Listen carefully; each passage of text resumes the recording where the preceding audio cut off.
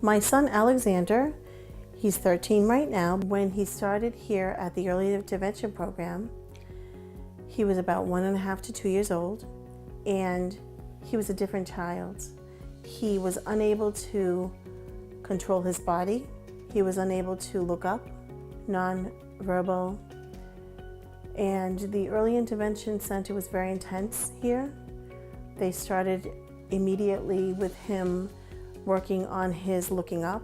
They started him working on a trampoline, looking in the mirror, looking at himself, and all of these intense things that they did with him. And the best thing is when I saw him lift his head up, to be able to lift his head up and show me his face and to look at you, like to see your face. It's just amazing. It's a new child you're seeing. It's like, oh my goodness, this is my son. The gym teacher, Jill, she was able to do something that my son wasn't able to go into the water. He wasn't able to take a bath. And she said, let me try something. After a few weeks, she continued to intensely do the same thing.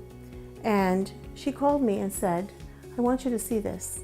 Come to the Y and do not let him know you're here. And I did. I sat at the bleachers and I saw Jill come out, and behind her was all these children, and Alex was one of them.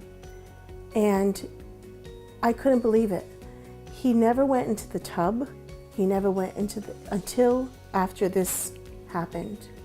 So I have to credit her for helping me.